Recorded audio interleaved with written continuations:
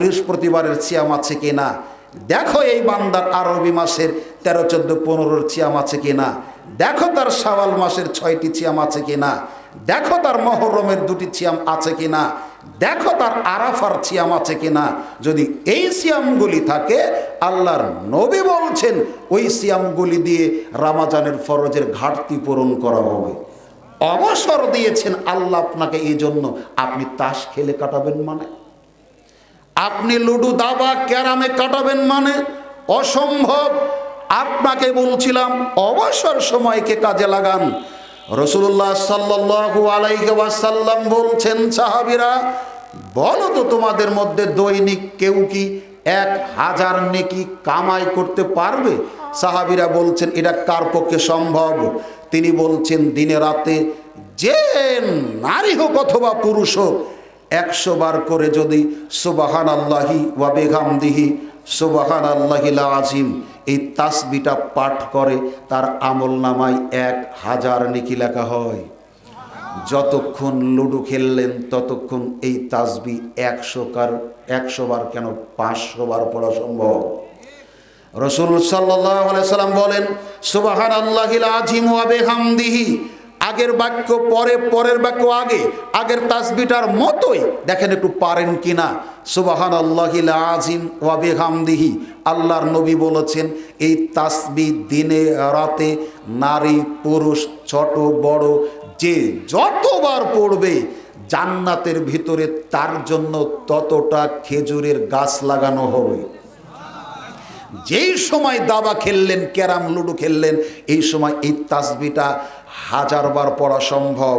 তিনি বলেন জান্নাতের ভিতরে অনেক নাজ নিয়ামতের ভান্ডার আছে, দুধের ভান্ডার আছে, ফল ফুলের ভান্ডার আছে, শরাবের ভান্ডার আছে, মধুর ভান্ডার আছে, পানির ভান্ডার। আল্লাহর নবী বলেন নারী পুরুষ ছোট বড় যে যেখান থেকে দিনে রাতে যে যতবার লা হাওলা ওয়ালা কুওয়াতা ইল্লা বিল্লাহ, লা হাওলা ওয়ালা কুওয়াতা ইল্লা বিল্লাহ, দিনে রাতে যে যতবার পড়বে জান্নাতের ততটা ভান্ডার সে লাভ করবে। অবসর সময়কে কিভাবে কাটাবেন বিবেচনা আপনার। অবসর সময়কে নফল সালাত সিয়াম তাসবিহ তাহলিল দিয়ে কাটানোর চেষ্টা করুন। 5 হায়াতুকা কাবলা মাউতেক, শোনো পৃথিবীর মানুষ, তুমি তোমার জীবনকে মূল্যায়ন করো। মৃত্যু আসে যাওয়ার আগে, যেই দিন শ্বাস বন্ধ হবে, মৃত্যু চলে আসবে, তার পূর্ব পর্যন্ত তুমি তওবা করতেই থাকো। না জানি যখন তোমার তওবা কবুল হবে, তোমার তামাম জিন্দেগির গুনাহ আল্লাহ সুবহানাহু ওয়া তাআলা ক্ষমা করে দিবেন। অতএব এই 5টি জিনিসকে খুব গুরুত্ব দিয়ে চলার চেষ্টা করুন।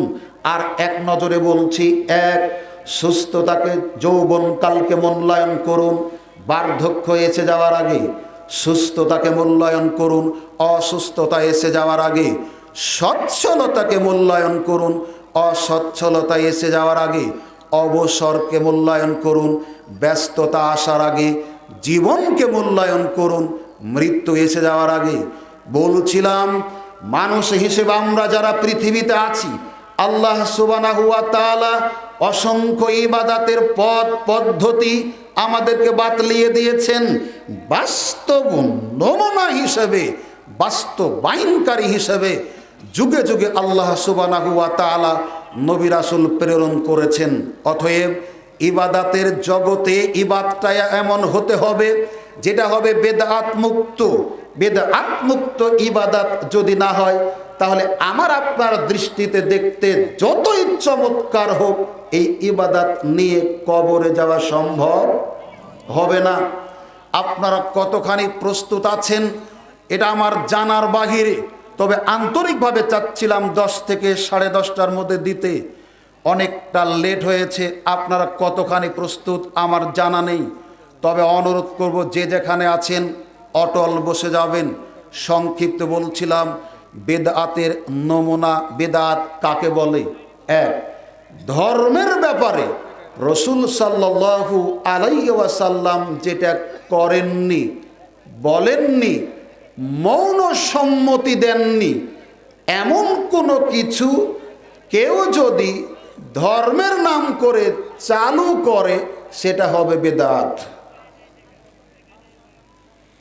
উল্টা বুঝলেন না, আগে বোঝার চেষ্টা করবেন। তার মানে বেদাতটা নতুন সৃষ্টি হলে বেদাত নয়, বেদাতটা হতে হবে ধর্মের জন্য। মানে মানুষ ধর্মে ছিল না এমন কোনো বিষয় ধর্মের নাম করে নেকি মনে করে আমল করবে অথবা পাপ মনে করে ছেড়ে দিবে, অথচ যেটার স্বীকৃতি ধর্মের নেই, এটা হলো বেদাত। ঠিক এখন বলছেন খুব কষ্ট লাগে যখন আমাদের মতো আলেম ওলামারা জনগণকে বিভ্রান্ত করে। তখন কিভাবে? আপনার এই আত্রায়ের জমিতে, 1 কাঠা জমিতে আলু চাষ করতে 7 কেজি সার লাগে, নওগাঁতে লাগে 1 কাঠাতে 4 কেজি। পৃথিবীর কোনো হেদাতি বেদাতি আলেম বক্তা মুহাদ্দিস মুফাসসির আজ পর্যন্ত কেউ বলেনি যে সব জেলার সব জমিতে সার সমান পরিমাণ দিতে হবে, না দিলে এটা বেদাত হবে। কেউ বলেছে বাবা? কেন বলেনি? এর সাথে নেকিরও কোনো সম্পর্ক নেই, এর সাথে পাপেরও কোনো সম্পর্ক নেই। আপনি সার বেশি দিলেন কেন? জমির উর্বরতা শক্তি কম তাই। আমি সার কম দিলাম কেন? জমির উর্বরতা শক্তি ভালো তাই। আল্লাহর নবী চশমা পরেননি, আপনি পরেন বেদাত। আল্লাহর নবী বাসে চড়েননি, চড়া বেদাত। আল্লাহর নবী বাংলায় কথা বলেননি, বাংলায় কথা বলা বেদাত। আল্লাহর নবী জীবনে ভাত খান নাই, আমরা ভাত খাই বেদাত। আল্লাহর নবী জীবনে বাংলাদেশে আসেননি, আমরা আছি বেদাত। কিছু মানুষ আছে না, কথা বলেন, ভৌগোলিক কারণে আমি জন্মেছি বাংলাদেশে, তাই ভাষা আমার বাংলা, এটা বেদাত নয়। বাংলাতে কথা বলি নাকি মনে করে নয়। আগে মানুষ হেঁটে গেছে হজ করতে, আজকে বিমানে চড়া বেদাত নয়।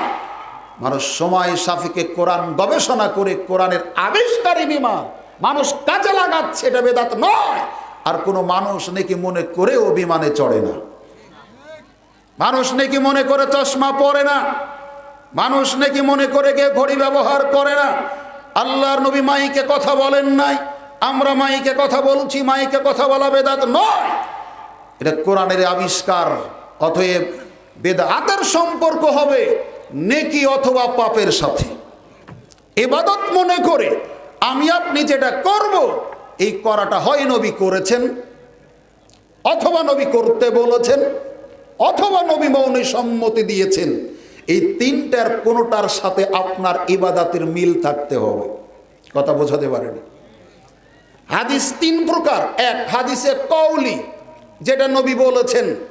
যেমন আমরা হাদিস পড়তে এবারাত পড়ি একটা রাবীর নাম করে, আনাবি হুরায়রা রাদিয়াল্লাহু তাআলা আনহু কল ক্বালা রাসূলুল্লাহ সাল্লাল্লাহু আলাইহি ওয়াসাল্লাম। তার মানে এই হাদিসটা নবী বলেছেন, এটা কওলি, এটা বুঝি।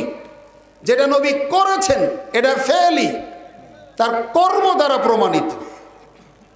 3, তিনি কাউকে করতে দেখেছেন, আদেশও করেননি, নিষেধও করেননি, চুপ ছিলেন। চুপ থাকা কি বলেন না, একে বলা হয় তাকরিরি। কি বলে? এটা বুঝেন খুব কম মানুষ। দেখেন আপনি বোঝেন কিনা। আল্লাহর নবী সফরে গেলেন অন্য এলাকায়, তার সামনে গোশত পাঠানো হলো, রান্না করা থালা ভর্তি। মহিলারা বলছে নবীজিকে বলা হোক গোশতটা কিসের? বলা হচ্ছে এটা গুইসাফের, দফের। গুইসাফ বোঝেন না? ওই দেশের ভাষা দফ। আল্লাহর নবীকে বলছেন এটা দফের গোশত, তিনি খাচ্ছেন না। সামনে থালা, জালিলুল কদর সাহাবী খালেদ ইবনে ওয়ালিদ রাদিয়াল্লাহু তাআলা আনহু সামনে বসা। আল্লাহর নবীকে জিজ্ঞাসা করছেন, আল্লাহর নবী এটা কি হারাম? কোনটা? কথা বলেন। তখন নবী বলছেন না। তার সামনে খালিদ ইবনে ওয়ালিদ থালাটা টান দিয়ে খাচ্ছেন, নবী নিষেধ। এখন আপনার প্রশ্ন, তার নবী খাচ্ছেন না কেন? কি মুখের কাছে আসেনি প্রশ্নটা? জি আলহামদুলিল্লাহ, জাযাকাল্লাহ খায়র, বারাকাল্লাহু ফি হায়াত। আমরা আয়াত পড়তে শুনি, প্রত্যেকটা খাবারের দুটি দিক আছে, একটা হলো হালাল, একটা হলো